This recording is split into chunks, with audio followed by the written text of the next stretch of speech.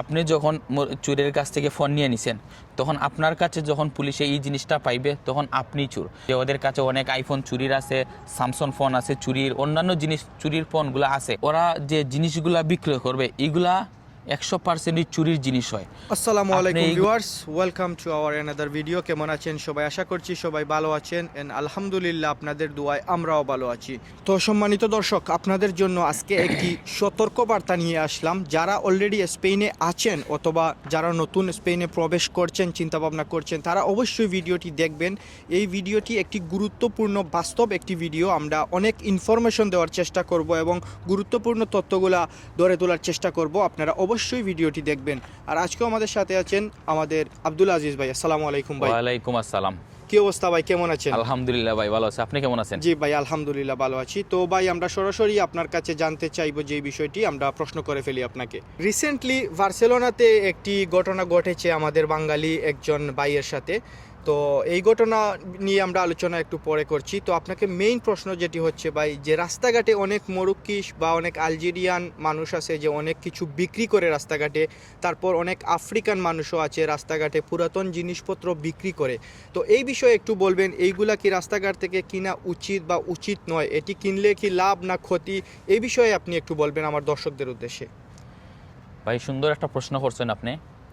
তো আমি প্রথমেই যে বাঙালি ভাই বা যারা নতুন আসছেন বা আসতে চাচ্ছেন তাদের সবাইকে আমি একটি অবগতির জন্য একটি সতর্কতা বার্তা দিয়ে বলবো যে ভাই, আপনারা রাস্তাঘাট থেকে কখনো কোনো জিনিস কিনবেন না। প্রথমত, ওরা যে জিনিসগুলা বিক্রয় করবে এগুলা 100%ই চুরির জিনিস হয়। আপনি এইগুলা জিনিস কখনো কিনবেন না। একটা জিনিস মনে করে দেই ভাই, কিছুদিন আগে আমাদের এক বাঙালি ভাইয়ের সাথে এমন একটি মুমূর্ষক ঘটনা হয়েছে যেটা বললে আপনাদেরই অনেক কষ্ট লাগবে। একটা বাস্তব জীবনের কাহিনী আজকে বলবো আমি আপনাকে। এর আগে একটু কথা বলি যে ভাই, বার্সেলোনাতে অনেক জায়গাতে দেখবেন যে আপনাকে পাওয়ার ব্যাংক 2 ইউরোতে দিয়ে দিতেছে, আপনাকে একটা চার্জার 1 ইউরো দিয়ে দিতেছে। কিন্তু ওরা এটা একটা সিন্ডিকেট। ওরা কিভাবে করে, ওরা আপনার সাথে 2 ইউরো দিয়ে একটা পাওয়ার ব্যাংক বিক্রি করার মাধ্যমে ওরা আপনার সাথে একটা মোবাইলে লেনদেন করতে চায়। যে ওদের কাছে অনেক আইফোন চুরির আছে, স্যামসং ফোন আছে চুরির, অন্যান্য জিনিস চুরির ফোনগুলো আছে, ওইগুলো আপনার সাথে যাতে বিক্রয় করতে পারে, এই একটা যোগাযোগের একটা কমিউনিকেশন তৈরি করে। আচ্ছা ভাই, আমি আরেকটি জিনিস আপনাকে বলি যে কিছুদিন আগে দেখলাম ওই যে রাস্তাঘাটে মোবাইল ফোন বিক্রি করে খুবই অল্প টাকায়। যেমন একটি মোবাইলের দাম যদি মার্কেটে 500 ইউরো বা 600 ইউরো হয়, সেই মোবাইল হুদা 100 ইউরো, 70 ইউরো, 80 ইউরো দিয়ে বিক্রি করে ফেলে। এবং এই একদম অফার পেয়ে আমাদের বাংলাদেশি ভাইয়েরা একদম ঝাঁপিয়ে পড়ে এইসব পুরাতন মাল কেনার জন্য। তো তাদের উদ্দেশ্যে প্রথমে আপনি কিছু বলেন। ভাই দেখেন, আপনি সুরে আপনার কাছে 500-1000 টাকা বলতে কোনো মোবাইল তারা কাছে, তারা 50 টাকা পাইলেই তারা লাভ। তারা এইগুলার দাম আর লস টুকায় না, তাদের সাইজে মালটা বিক্রি করে দেয়। আর বাঙালি ভাইয়েরা চিন্তা করে কি, যে 100 টাকা দিয়ে আমি ফোনটা কিনলাম, বাংলাদেশে পাঠাই দিলাম, এই দেশে ইউজ করলাম না, এইগুলা ড্রিপ চিন্তা করে। ওরা জানে না যে ওরা এর কেনার আগেই যে এরার কত বড় ক্ষতি হইতেছে। প্রথমত, আপনি যখন একটা ফোন কেনার যাইবা, তখন অবশ্যই বার্সেলোনা বলেন ইউরোপের যে কোনো দেশেই সিভিল পুলিশ আছে। ওরা কিন্তু আমরা কি করছি না করছি সব ফলো করে, এবং সুররা কাদের কাছে মাল বিক্রি করতেছে ওরা সব কিছু কিন্তু ফলো করে। তো আমাদের একটা মাইন্ডও থাকতে হইবে যে ভাই, আমরা 100 বেশি, আজকে আপনি এই দেশে 20 লাখ টাকা দিয়ে আসতে পারছেন, আপনি কেন 500 ইউরো দিয়ে মোবাইল কিনতে পারবেন না? অবশ্যই কিনতে পারবেন। কেন আপনি 50 ইউরো দিয়ে মোবাইল কিনা যাচ্ছেন? এবং এই মোবাইল কেনার কারণে আপনার জীবনে সবচেয়ে বড় ক্ষতির দিকে আপনি পড়ে যাচ্ছেন। কিভাবে পড়ে যাচ্ছেন? প্রথম অবস্থায় আপনার সাথে হয়তো বা কোনো ধরনের একটা মামলা মোকদ্দমা হতে পারে, যেটা আপনি জানেনই না। এই দেশে এমনভাবে হবে, আপনার কাগজের সময় আপনার 100% আপনার এটার উপর প্রভাব পড়বে। আমরা দেশের নামটা উল্লেখ না করাই ভালো। যারা চুর আছে, অনেকেই আছে মোবাইল চুরি করে এসে বিক্রি করে দেয়। তো অবশ্যই এই মোবাইলের বিরুদ্ধে থানায় জিডি বা মামলা হয়েছে। তো যখন আপনি ফোনটি কিনবেন বা এই জিনিসটি কিনবেন, কেনার পর এই জিনিসের বিরুদ্ধে কিন্তু মামলা আছে, ওইটা ট্র্যাকিং হয়। তো যখন পুলিশ চেক করবে, আপনার লোকেশন ট্র্যাক করবে, ট্র্যাক করে যদি আপনার কাছে এই ফোনটি পায়, তার মানে আপনিই চুর। ভাই, এই মোবাইলটা যার কাছে যে সময় থাকবে তখন এই চুর বলে সাব্যস্ত হইবে। আপনি যখন চোরের কাছ থেকে ফোন নিয়ে নিছেন, তখন আপনার কাছে যখন পুলিশে এই জিনিসটা পাইবে তখন আপনি চোর, কারণ আপনার কোনো প্রুফ নাই। যখন আপনাকে জিজ্ঞেস করবো এই মোবাইলটা তোমার কি চুরির, তুমি যদি বলো এটা আমার, তাহলে ডকুমেন্ট দেখান। আপনি কি পারবেন ডকুমেন্ট দেখাইতে? ইউরোপের মাটিতে জাল ডকুমেন্ট হয় না, তো আপনি প্রথমে ফেসে গেলেন। আচ্ছা, তো আজিজ ভাই আমরা এই বিষয়ে আরও আলোচনা করব। তো গাইস, আপনারা যারা যারা ভিডিও দেখতেছেন, ভিডিওতে অবশ্যই একটি লাইক করবেন, আর আপনারা স্পেনের বিষয়ে কে কী জানতে চান অবশ্যই কমেন্ট করবেন, আমরা উত্তর দেওয়ার চেষ্টা করব। ভাই দেখেন ভাই, আপনি ইউরোপে চলে আসছেন এবং লক্ষ লক্ষ টাকা ইনকাম করতেছেন, কি দরকার সে ভাই এই চুরির মাল কেনার? কেন এই বিপদটা আপনি নিজে ডেকে আনবেন? এইটাই ভাই, আপনি ইউরোপের একটি স্ট্যান্ডার্ড একটি দেশে আছেন, প্রতি মাসে লক্ষ লক্ষ টাকা ইনকাম করতেছেন, কি দরকার আছে ভাই আপনার রাস্তা থেকে মাল কেনার, রাস্তা থেকে ফুটপাথ থেকে আপনি চোরের কাছ থেকে অল্প টাকায় মাল কেনার কি প্রয়োজন ভাই? নিজের পায়ে তো নিজেই কুড়াল মারতেছেন। ভাই আজকে আপনাদেরকে একটা বাস্তবতা শেয়ার করি ভাই। 3-4 দিন আগের একটা ঘটনা। তো আমাদের এক বাঙালি ভাইয়ের সাথে, ওই বাঙালি ভাইটা ইন্ডিয়ান কলকাতার, তো বাঙালি ভাইয়ের সাথে একটি বাস্তব ঘটনা হয়েছে কি, উনি 26 তারিখে বার্সেলোনাতে এসেছেন। আসার পর উনি একটি হোটেলে উঠেছেন।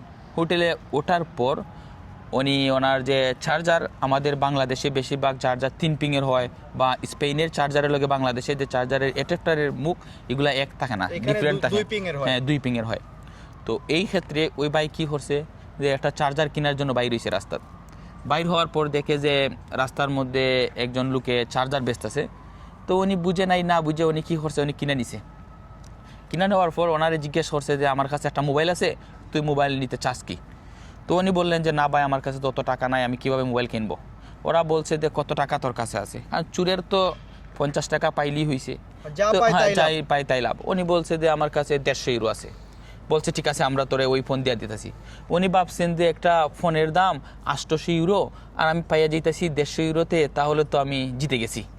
তো উনি কী করলেন, চুরে বললেন যে ডিল কমপ্লিট, অফারটা উনি রিসিভ করার পর চুর নিয়ে আইছে মোবাইল। আনার পর টাকা চুরে নিয়ে নিছে, আর মোবাইলটা ওনার হাতে দেওয়ার সাথে সাথেই এই দেশের যে পুলিশ মসস ইয়া ধরে নিছে।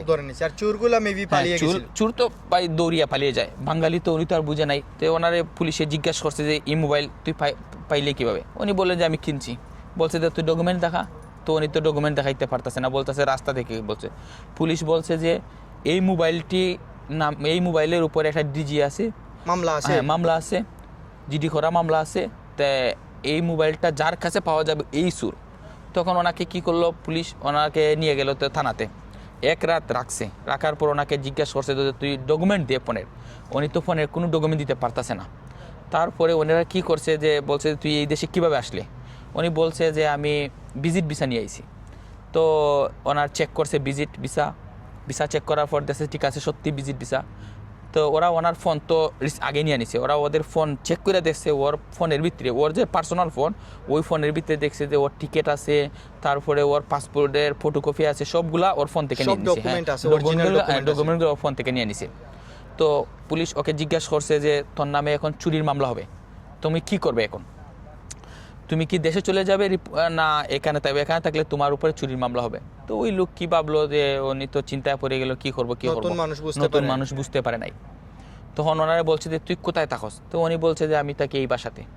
দেখেন ভাই, এখানে বাঙালি ভাই একজন যে বাসাটা উনি ম্যাচ দিছে, উনিও বিপদে পড়ছে একরকম। কিভাবে? ওনারে বলছে পুলিশ আসছে ওনার বাসাতে, আইসা সম্পূর্ণ মানুষ সবাইকে চেক করছে যে এখানে চুরির কোনো গ্যাং আছে কি, কিছু আছে কি না আছে, সবগুলো মানে সন্দেহ করে নিছে পুলিশে। তো দেখছে যে বাকিগুলা ঠিক আছে, ওনারে নিয়ে আইছে।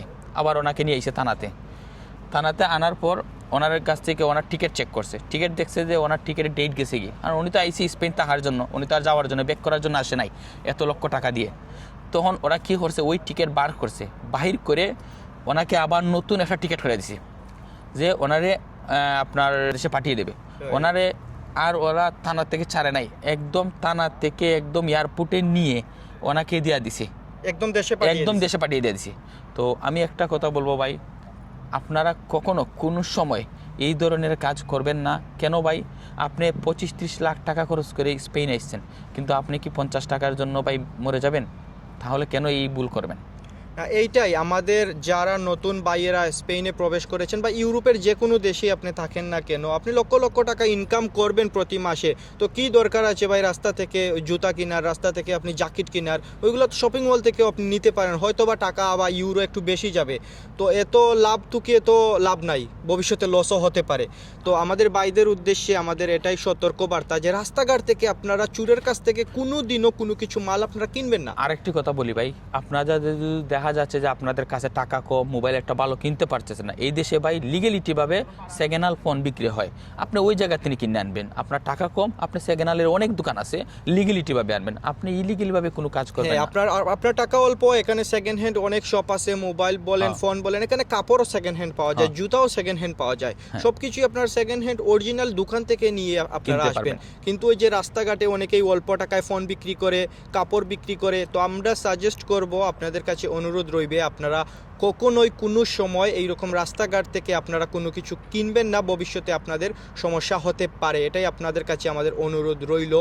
আর অনেকেই আইসা কমেন্ট করতে পারেন, ভাই আমি তো আজকে 5 বছর ধরে রাস্তা থেকে কিনি, আমি তো 10 বছর ধরে কিনি। হ্যাঁ ভাই, কিনতে পারেন, কিন্তু আপনারা যারা নতুন আসছেন তাদেরকে কখনোই এই বিষয়ে আগ্রহ করবেন না, কারণ নতুন মাল কিনা হচ্ছে বেস্ট, তখন আপনাকে একটি রিসিট দিবে, কোনো সমস্যা হবে না। আর এখানে কিন্তু অনেক চুরির মাল রাস্তাঘাটে পাওয়া যায়, আপনি বুঝতেও পারবেন না, আপনি নিজে নিজে ফেসে যাচ্ছেন মামলায়। তো এটাই ভাই অনুরোধ রইব, আপনারা কখনোই কোনো সময় রাস্তাঘাট থেকে পুরাতন জিনিস না কেনাটাই উত্তম আমি মনে করি।